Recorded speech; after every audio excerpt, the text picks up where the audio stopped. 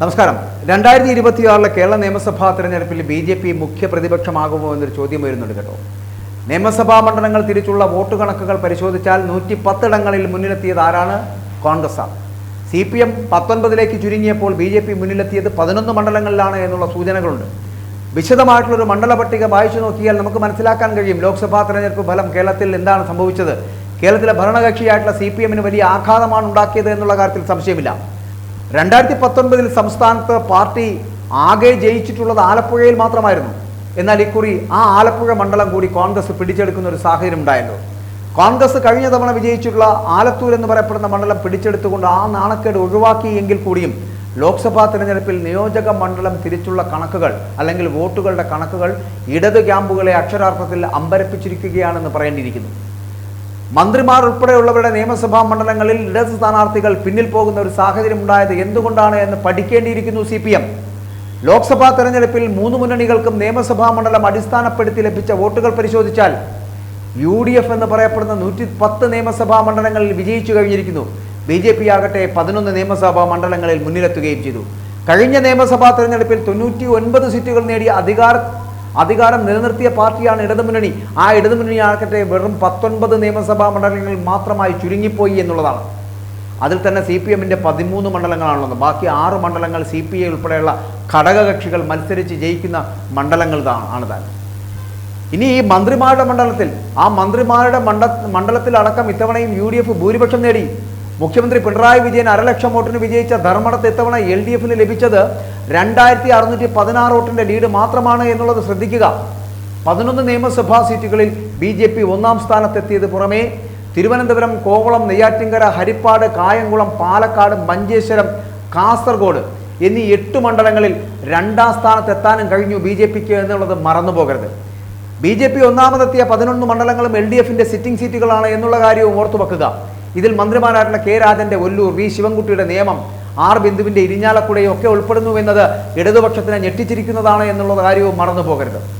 2024 ലോക്സഭാ തെരഞ്ഞെടുപ്പിൽ UDF lead ചെയ്ത മണ്ഡലങ്ങൾ എന്ന് പറയപ്പെടുന്നത്, അതായത് 2021 ജയിച്ച മുന്നണി അടക്കം പറയുമ്പോൾ തിരുവനന്തപുരത്ത് LDF, പാറശാലയിൽ LDF, കോവളത്ത് UDF, നെയ്യാറ്റിൻകരയിൽ LDF നേടിയ മണ്ഡലമാണ്. ചിറയൻകീഴിൽ LDF, നെടുമങ്ങാട് LDF, വാമനപുരം, അരുവിക്കര, ചവറ, പുനലൂര്, ചടയമംഗലം എന്നിവ LDFന്, കുണ്ടറ UDFന്, കൊല്ലം LDFന്, ഇരവിപുരം LDFന്, ചാത്തന്നൂർ, കാഞ്ഞിരപ്പള്ളി, പൂഞ്ഞാറ്, തിരുവല്ല, റാന്നി, ആറന്മുള, കോന്നി, അടൂർ, ചങ്ങനാശ്ശേരി, കുട്ടനാട്, ചെങ്ങന്നൂർ, പത്തനാപുരം കൂടാതെ അരൂർ അടക്കമുള്ള മണ്ഡലങ്ങൾ LDFന്. പിന്നെ ചേർത്തലയും ആലപ്പുഴയും അമ്പലപ്പുഴയും അടക്കം LDFന്. ഹരിപ്പാട് UDFന് ലഭിക്കുന്നു. കായംകുളം LDFന് ലഭിക്കുന്നു.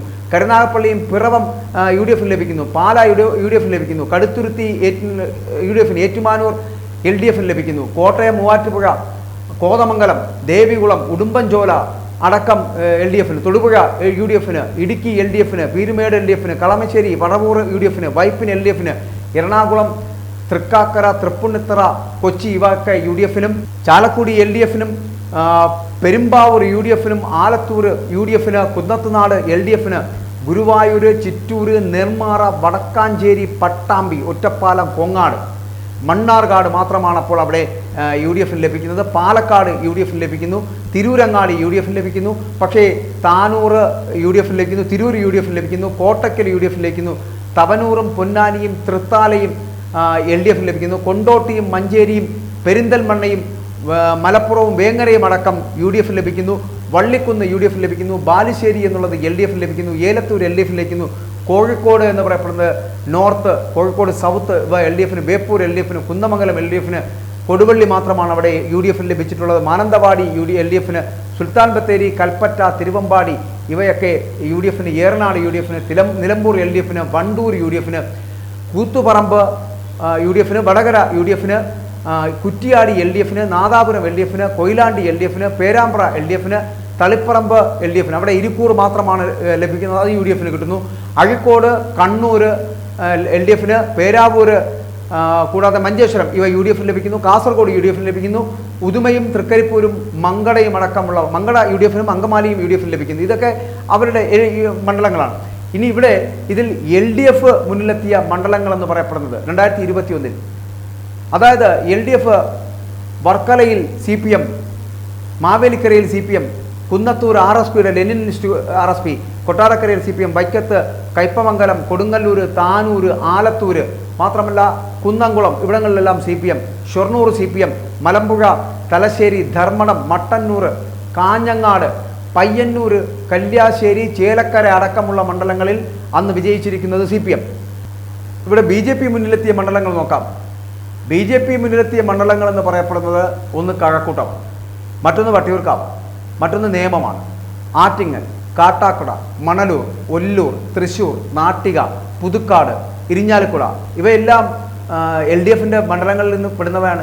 ഇവയിൽ നിന്ന് പിടിച്ചെടുക്കുന്ന ഒരു സാഹചര്യമാണ് ഉണ്ടായത്. അപ്പോൾ ഞാൻ പറഞ്ഞത് ഈ CPMും ഒപ്പം തന്നെ UDFും ഒക്കെ കൈവച്ചിരുന്ന മണ്ഡലങ്ങളിൽ നിന്ന് വ്യത്യസ്തമായിട്ട് 2021 തിരഞ്ഞെടുപ്പ് കാലത്ത് നേടിയെടുത്തതിൽ നിന്നും വ്യത്യസ്തമായിട്ട് മാറ്റങ്ങൾ ഉണ്ടാകുന്നുണ്ട്. ഈ 2024 ലോക്സഭാ തിരഞ്ഞെടുപ്പിൽ ആകെ 19 നിയോജക മണ്ഡലങ്ങളിൽ മാത്രം മുന്നിലെത്താൻ കഴിഞ്ഞ ഒരു പ്രസ്ഥാനമായി 99 സീറ്റുകൾ നേടി അധികാരത്തിലെത്തിയ ഇടതുപക്ഷ ജനാധിപത്യ മുന്നണി താഴ്ന്നു പോകുന്നുണ്ട് എങ്കിൽ അതിനർത്ഥം ജനങ്ങൾ നിങ്ങളെ അത്രത്തോളം വെറുത്തു കഴിഞ്ഞിരിക്കുന്നു എന്നുള്ളതാണ്. 2024 കേരള നിയമസഭാ തെരഞ്ഞെടുപ്പിൽ അതുകൊണ്ട് തന്നെ ഈ 11 നിയോജക മണ്ഡലങ്ങളിൽ തെളിയിച്ച കരുത്തുണ്ടല്ലോ ഈ BJPയുടെ, ആ കരുത്ത് വരുന്ന 2 വർഷത്തിനുള്ളിൽ തന്നെ കേരളത്തിലെ അങ്ങോളം ഇങ്ങോളം അലയടിക്കാൻ പോകുന്നതാണ് എന്നുള്ള കാര്യത്തിലും സംശയമില്ല. അതുകൊണ്ട് വലിയ മുന്നേറ്റങ്ങൾ നടത്താൻ കഴിയും. അതിന് സാധ്യതയുള്ള നേതാക്കളെ കോൺഗ്രസിൽ നിന്നടക്കം BJPയിലേക്ക് കൊണ്ടുവരുവാൻ BJPയുടെ ദേശീയ നേതൃത്വത്തിന് കഴിഞ്ഞാൽ, മുരളീധരനെ പോലുള്ളവരെ ഈ പാർട്ടിയിലേക്ക് കൊണ്ടുവരാൻ കഴിഞ്ഞാൽ, അതായത് K മുരളീധരനെ അടക്കമുള്ളവരെ പാർട്ടിയിലേക്ക് കൊണ്ടുവരാൻ കഴിഞ്ഞാൽ വരുന്ന 2024 തിരഞ്ഞെടുപ്പിൽ വലിയ മാറ്റങ്ങൾ, വലിയ മുന്നേറ്റങ്ങൾ കേരള നിയമസഭയിൽ ഉണ്ടാക്കിയെടുക്കുവാൻ BJPക്ക് കഴിയുമെന്നുള്ളതാണ് ഉറപ്പ്. ഒന്നുകിൽ ഒരു മുഖ്യമന്ത്രി കസേരയിലേക്ക് ഓടിയെത്തുവാൻ കേരളത്തിലെ BJPക്ക് കഴിയും, അതല്ലെങ്കിൽ മുഖ്യ പ്രതിപക്ഷ കക്ഷിയായിട്ട് മാറുവാനെങ്കിലും BJPക്ക് ആകുമെന്നുള്ള സൂചനകളാണ് 2024 ലോക്സഭാ തെരഞ്ഞെടുപ്പ് കാലഘട്ടം കഴിയുമ്പോൾ നമുക്ക് മനസ്സിലാക്കാൻ കഴിയുന്നത്. 11 നിയമസഭകളിൽ വ്യക്തമായിട്ടുള്ള ലീഡ് നേടുന്നു, 8 നിയമസഭകളിൽ 2ാം സ്ഥാനത്തേക്ക് എത്തപ്പെടുന്നു. അങ്ങനെ 19ഓളം വരുന്ന നിയമസഭകളിൽ ഓടിയെത്തുവാൻ BJPക്ക് കഴിയുന്നുണ്ട്, കരുത്ത് തെളിയിക്കാൻ കഴിയുന്നുണ്ട് എങ്കിൽ 72 സീറ്റിലേക്ക് നടന്നെടുക്കുക, അല്ലെങ്കിൽ 71 സീറ്റിലേക്ക് നടന്നെടുക്കുക എന്നുള്ളത് വലിയ ദൂരമല്ല എന്നുള്ള കാര്യം മറന്നു പോകരുത്. BJP ഓടിയെത്തുക തന്നെ ചെയ്യും. ആ 2026 നിയമസഭാ തെരഞ്ഞെടുപ്പിൽ അതിനുള്ള മാർഗങ്ങൾ ഉണ്ടാക്കി കൊടുക്കുവാൻ ഇവിടുത്തെ സംസ്ഥാന നേതൃത്വത്തിന് കഴിവുണ്ടാകണം, നട്ടലുണ്ടാകണം BJPക്ക്. അല്ലെങ്കിൽ ദേശീയ നേതൃത്വം ഇടപെട്ട് ഇവിടുത്തെ സംസ്ഥാന നേതൃത്വത്തെ ഉടച്ചു വാർക്കേണ്ടതുണ്ട്, BJP സംവിധാനത്തെ ഉടച്ചു വാർക്കേണ്ടതുണ്ട്. അങ്ങനെയാണെങ്കിൽ കേരള നിയമസഭയിൽ 2026 പുതിയ വാതായനങ്ങൾ തുറക്കുവാൻ BJPക്കാകും. വലിയ ശുഭപ്രതീക്ഷയോടുകൂടി നിയമസഭയിലേക്ക് എത്തുവാനും BJPക്ക് കഴിയുമെന്നുള്ളതാണ് ഈ കണക്കുകൾ നൽകുന്ന സൂചനകൾ.